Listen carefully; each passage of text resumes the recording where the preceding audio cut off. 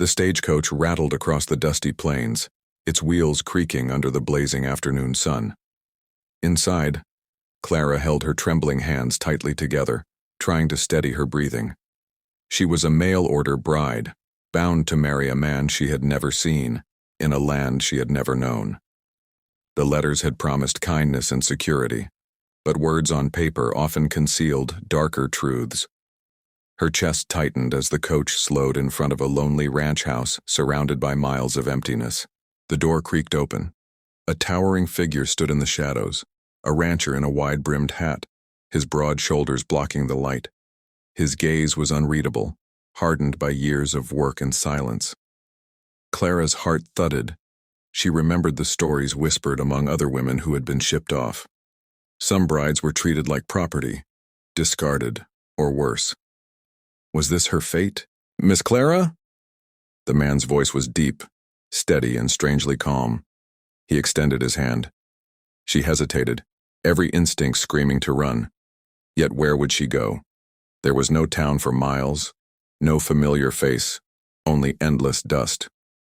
Reluctantly, she placed her hand in his, feeling the calloused strength of his grip. As he led her inside, Clara caught sight of a little girl running toward them. "Papa! Papa!" the child squealed, hugging the rancher's leg. He knelt, softening instantly, and lifted her into his arms. Clara froze, confused. No one had told her he had a daughter. The child's bright eyes darted to Clara. "Is she my new mama?" Clara's stomach twisted. She hadn't agreed to this. She hadn't agreed to be anyone's mother. The rancher looked at her carefully, as though gauging whether she would bolt. "This is my daughter Mary," he said simply. But behind his eyes, Clara sensed a storm, something unsaid, something hidden. And she wondered if this was the beginning of safety, or the beginning of her undoing.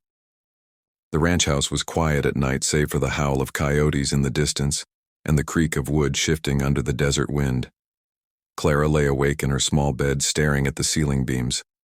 The man, James, as she had learned, kept to himself. He was courteous, never cruel, but his silence was unnerving. Mary, on the other hand, clung to Clara with innocent trust, handing her wildflowers and following her through the fields as though she had already claimed her as mother. Yet Clara couldn't shake the sense that the ranch held secrets, the locked barn at the edge of the property, the way James's eyes clouded whenever he looked west, toward the horizon. At dinner, she noticed his hand twitch near his holster when the dogs barked at passing riders. He never spoke of Mary's mother nor why he had sent for a bride so suddenly. One evening, a storm rolled across the plains, thunder cracking against the darkening sky. James was late returning from town. Clara paced the porch, Mary clutching her skirt. When he finally appeared, rain soaking his hat, she noticed something alarming, blood on his sleeve. Her breath caught. "You're hurt," she whispered. "It's nothing," he said too quickly, pulling away. His jaw tightened, his eyes cold with warning. Clara's heart pounded. What kind of man had she married herself into? A criminal? A killer? She wanted to scream, to demand answers, but fear pressed her throat shut. That night, as the storm raged, she awoke to hushed voices outside the window. Men's voices. Rough, threatening. She crept to the door and listened. "You can't hide forever, James," one snarled. "We'll take what's owed." Her blood ran cold. James's secret wasn't just his silence or his scars. It was a past that could destroy them all. Days passed under the weight of tension. Clara watched James more closely, searching for cracks in his armor. He rose early, worked the cattle, spoke little. But when Mary laughed, something softened in him, something he tried desperately to bury. And then, one evening, the truth clawed its way into the open. A group of horsemen thundered onto the ranch, dust spiraling in the fading light. Clara rushed to pull Mary inside, but James stood his ground at the gate, hand resting on his revolver. The leader dismounted, his eyes burning with old rage. "You stole from us," the man spat. "You took gold that wasn't yours, and now you'll pay with your life." Clara's stomach dropped. Gold? Bandits? James? A thief? Her mind whirled, but then James's voice cut through the fear. I didn't steal it, I protected it, he said firmly. Your gang robbed innocent families, left them with nothing.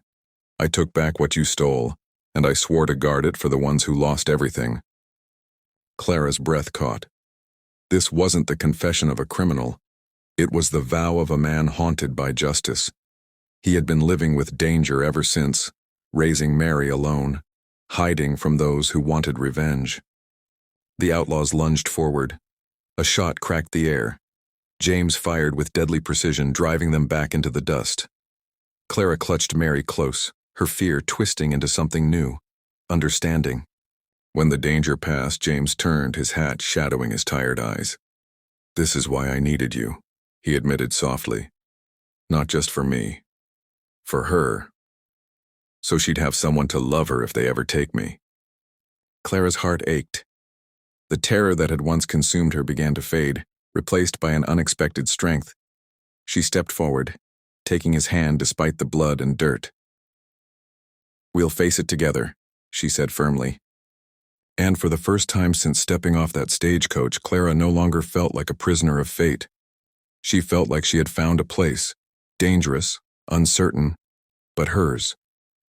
The terrified bride's life had indeed changed forever. Not by fear, but by the rancher's secret, and the truth it revealed about courage, sacrifice, and love.